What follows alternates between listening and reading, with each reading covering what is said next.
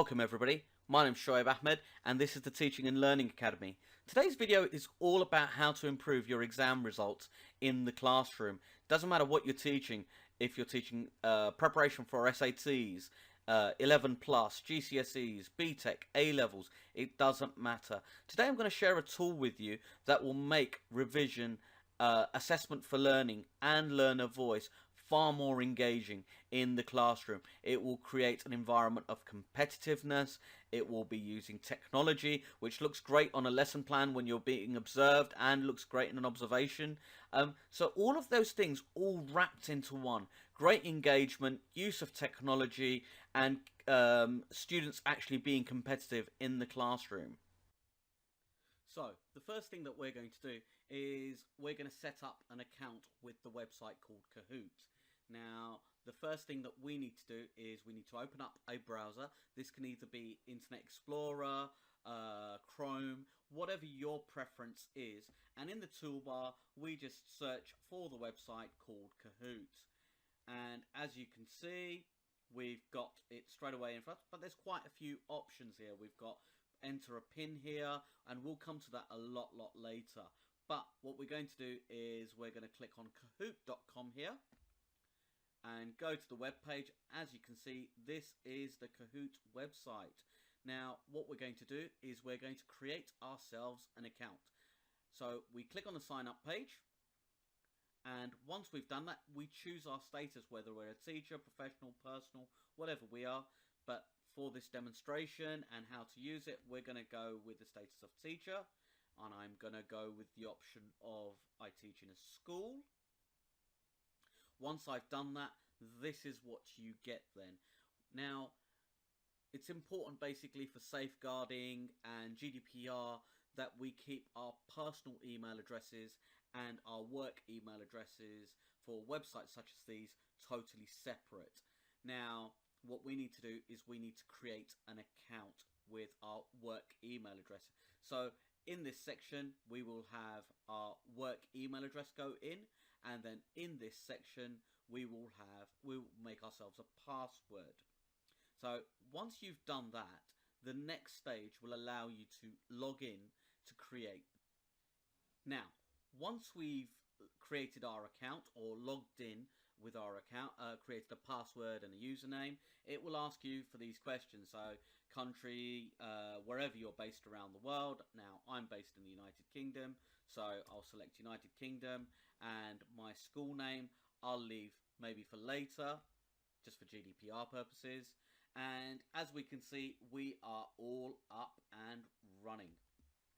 Now, the next stage that we're going to do is we're going to create an account, create a quiz that we will be able to use in our classroom. So, for example, we can go into create, which is just here on your right hand side, and we're going to make a new Kahoot. And there we go. Now, this is where your resources need to kind of be prepared.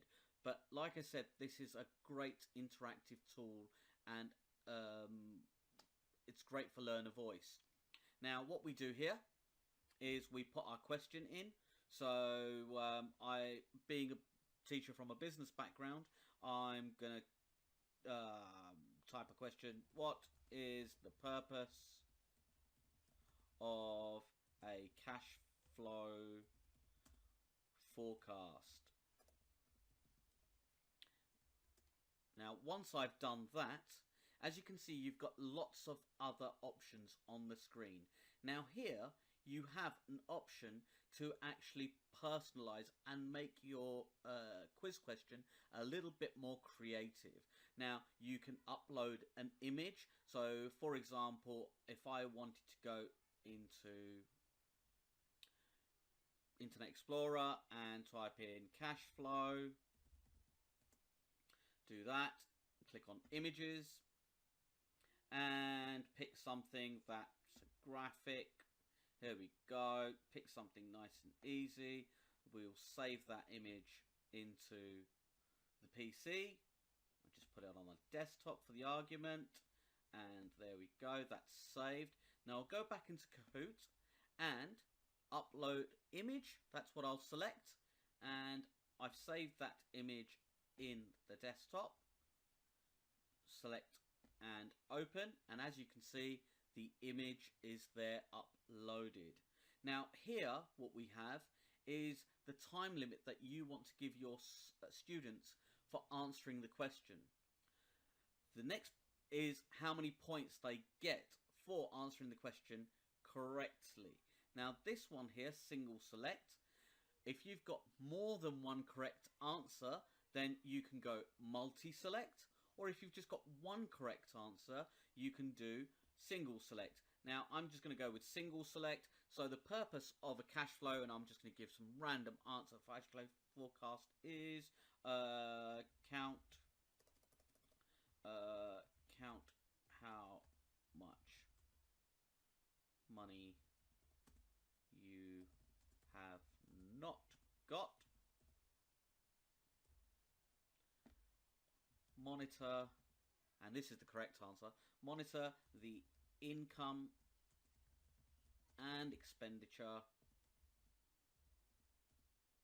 if I can remember to spell expenditure, the income and expenditure of the business. And let's go a bit silly. Find out how much money we can steal. And the last one is no use whatsoever.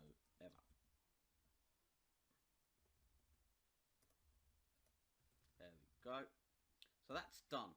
Now those 4 options are key to you being interactive with your students, and I'm going to come to that in a little while. Now once you've done that, you scroll down and you see if there are any other options that you want to put in, depending on the font, or if you want to actually put a maths formula in there. If you're a maths teacher, you can do that. Now I'm going to go to the top and I'm going to select done. There we go. So the correct answer has not been selected, so I've actually missed a step here. So I'm going to go back to the edit.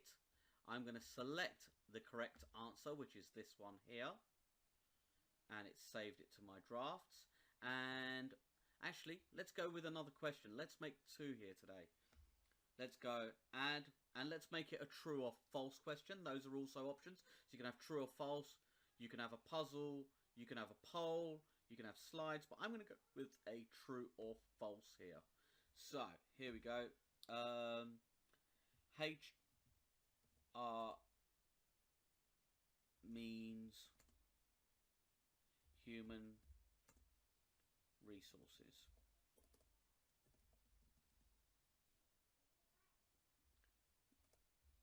And the answer is true in this case. Won't go as far as doing the image. And I'm going to click on done. I am done with my quiz. Now what I'm going to call this, it's going to ask me for a title. I'm going to call this Business Quiz number 1. And I'm not going to go into a description, but you can give it a description. And click on continue. And that is now saved into your account. These options later on. I want to show you some more features of this website and the amazing uses of it. So I'm going to click on done for now. So as you can see, your quiz is now saved here in this section. I've titled mine, or Business Quiz number 1. Now the next thing that I want to show you is the amazing uses of this website and how great it can be in the classroom for revision purposes. There's so much content here that's been created by other teachers. It's absolutely awesome. So we're going to go into the tab which is here on the left hand side of the screen and click on Discover. And I'm going to type in subject that I might be teaching. Let's say chemistry. Not a chemistry teacher, but hey, for the argument, we can see how much content, has been created by other teachers. And as you can see, you can judge how good this content and these quizzes are by the number of plays that they've had. So as you can see here, that's had 98,000 plays, or just over 98,000 plays. This one here, 28,000 plays, 32,000 plays. Now, you can see me scrolling down. There is a lot of content already here. Some of these are really, really good. Some of them are really short as 15, for example, and as long as 46. You've got, so much here. Just for the argument, I'm going to type in another subject, and let's move away from the sciences and let's go towards maths. And here we go. Those of you who are maths teachers, algebra, multiplication, fractions, statistics, the list is there for you. Again, you've got questions as few as 10, as you've got 30 there, a lot there for 30. Scrolling through this, you can see that you've got questions as few as 10 in a quiz, and as many as, let's see what high numbers we can find here. We can go 21, 30. So this can keep your learners engaged for quite some time in the classroom. If you were looking for a quick 10-minute activity and you want to get an assessment of how the learning is going in the classroom, then this is a great way of you assessing that. And it really does work in the classroom very, very well. I've been, like I said, using it. I've been using it for around 3 odd years for exams related to accounting and other subjects, and the students love it. They really lap it up. Other things you can also do, you can go to the home page. You can see what's going on with this company called Kahoot, what's new, what's happening. You can actually create a paid for account, which does give you more features. I've always used the free account, but you can do that. You can go into this Kahoot section here. As you can see, I'm back into my account and what I've created and what I've saved. Reports. This is really, really important. That learner voice that I was talking about, that's where it is. Once you click into report, you automatically get all the reports for all the quizzes that you've run. And this is your learner voice. This tells you how well your students have done. Now I've got 105 reports here, so you can see how long I've been using this in the classroom. Now once I click in there, for example, I get all my questions, number of players I've had, questions that was there, questions that were there, the feedback on how well they enjoyed it. It even gives you the time, which is just here, and the date that you played it at, so just in case you lose track. But yeah, so as you can see, there's a lot here, a lot in terms of data. It tells you how well the students did, how many points they got, what rank they were, and those students who were struggling, you even get the stats for that, who didn't finish. It automatically identifies who really struggled in the classroom. You always get those students who don't put their hand up, who don't interact that well, and you always wonder whether they're absorbing and are they engaged. This tells you straight away. So that's the report section. You've also got this here called groups, so let's just skip the intro, and as you can see, you can create groups here. This is very much similar to a WhatsApp group that you might have on your smartphone, and you can use this to share the quizzes that you've created, and you can actually create quizzes together. So this is very, very collaborative. But there you have it. So this is how to create an account with Kahoot. It's also how to navigate the basics of Kahoot. It's how to create a quiz using Kahoot. We're just going to go back a couple of steps before I go any further. Something that I forgot to show you was how to actually set the timings or the countdown per question when you're devising your quiz, because your quizzes, the questions might be more challenging than others, and therefore the students need to maybe work something out or even discuss in their groups. Depends how you're playing it out.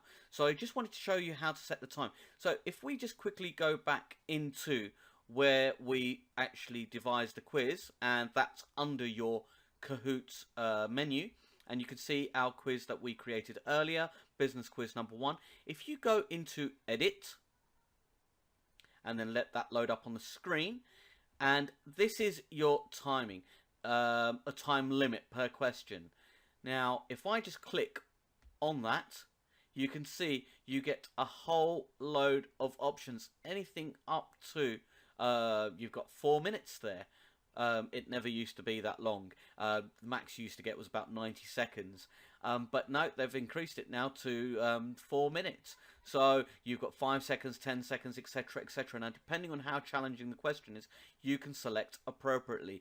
This is also a really good way of you assessing your learners, because if you find that you've given them 30 seconds per question and they're just all flying through each one, then you know that their recall is really, really good. And next time round, maybe you can put the countdown timer at 10 seconds or possibly even 5.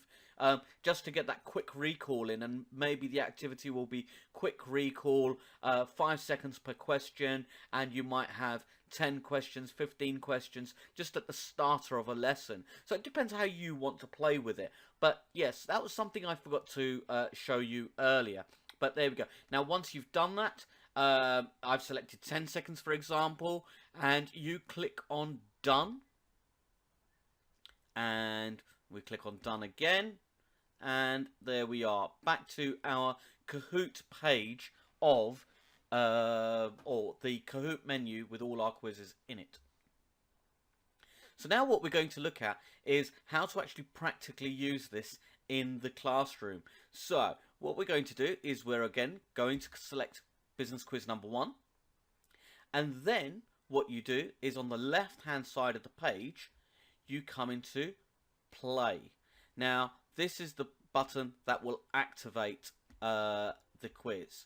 Now if I click on play, and we're going to click on teach here because we're in the classroom and we're teaching, we're not assigning anything.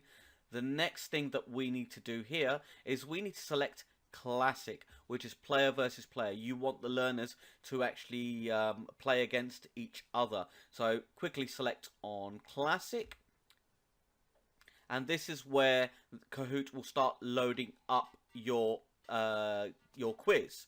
Now in the classroom you need to ask the students to either log on to the Kahoot.it website using their smartphones, or download the Kahoot app, which will be a one-time thing once they've got it on their phone. Once they've done that, it will quickly ask them to build a small profile for themselves. It will ask them their age, their gender. It will also ask them their role, which is a student. Those 3 questions need to maybe give everybody a couple of minutes to actually log in, depending on what the Wi-Fi connection's like in your organisation. Give them a few minutes when you're doing this for the first time. So it's either Kahoot.it or download the Kahoot app. Once they've built their small profile, which like I said won't take any longer than a few minutes or a couple of minutes, they will then be asked to enter a game pin. Now this is your game pin. Once the game pin is in there, they will be asked for entering a nickname on the website. So once they've entered the game pin on their phone, and I'm going to do this live using my smartphone as well. So I'm going to type in, and I've downloaded the app onto my smartphone. So it's 252662. And once I've entered that, it's asked me for a nickname. I'm just going to put my name in. And the second I enter that in, it's totally interactive, as you can see on my screen. My name is up on there. Now, what I always would advise any teacher is learners will always be a little bit cheeky. So always say to them when they're choosing a nickname, it's nothing offensive, it's nothing bordering on being rude, things like that, because learners will always, always try to push their boundaries. Now, once we're in, all you've got to do as a teacher is hit the start button. And what you'll get on your screen or your classroom projector, and this is what the learners will also see, is the question first. You've got the timings there, and you've got all the options. Now, I'm going to run out of time here on purpose. Nobody answered the question. You can see nobody got anything right. Well, it's just me playing here anyway. So I didn't obviously answer the question, so it's telling me, there we go. Now, the next thing, I am actually going to answer the next question. And what I'd like to show you and describe to you is what the learners will see. Now, there we go. It's a true or false question that we put together. Now, on the learners' smartphones or the students' smartphones, all they will see are the two colours with the symbols. That's all they'll see. So it's very, very important that they're able to see your classroom projector in the classroom. And, you know, you might want to adjust your seating plan to do so. So let's just quickly answer this question, last moment, or try to. Oh, I didn't even click on it in good time. But there you go. Now, even though I didn't answer a single question correctly and I was the only person playing, it still allocated me first place by the looks of it on my screen. And the learners will all get that feed on their smartphone. They'll be able to see how many questions they've got right, what position they're in, how many questions they've answered in a row correctly. So it's totally interactive for them on their screen. Let's just click on next.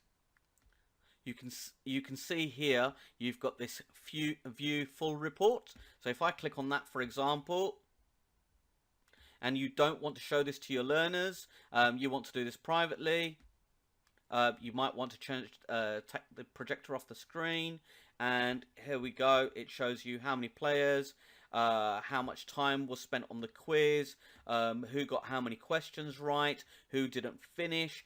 All of these reports are there for you instantly. So there you have it, everybody.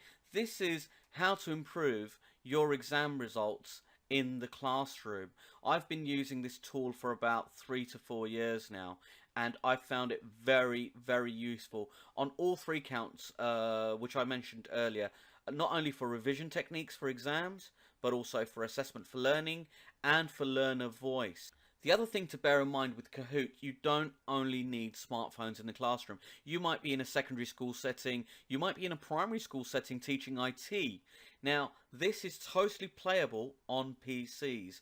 Again, all the learners need to do is, once you've activated it on your projector, if I just show you once again, once you've gone into your question bank or your quiz bank on the Kahoots menu and you select the quiz, and once it's loaded up, there we go, and once you hit on play and teach, the learners, if you've got PCs in the classroom, they simply do the same thing as they did on the smartphone. They either they don't download the app on their PCs, they go onto this website called kahoot.it, and it will do the same thing, ask them for a brief profile, and they can actually play on their computer screens using the keyboard and the mouse. So this is not exclusive to smartphones.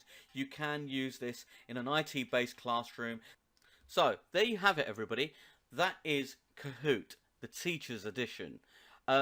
If you have kids at home and you want to make revision more fun with them, I'll also be doing one for learners or students, how they can use their revision notes and make them far more enjoyable when they're revising. We're living in a time where learners are constantly being notified by things on their phone. They've got Twitter, Instagram, Snapchat, WhatsApp. And when they've got all of these notifications coming in and they're being bombarded and they're multitasking on their phones, when you simply give them a quiz on paper, it can be a little bit boring for them. And it's the same if you've got kids at home. If they're finding the whole idea of just revising from their notes a little bit boring, there will be a video of how to make revision for learners or for students far more interactive, and them actually taking charge of their revision using recall. So there you have it, everybody. That is Kahoot. If you enjoyed the video, please hit the like button, subscribe to the channel, and you'll receive notifications for weekly content ahead. See you next week, everybody. Take care. Stay safe.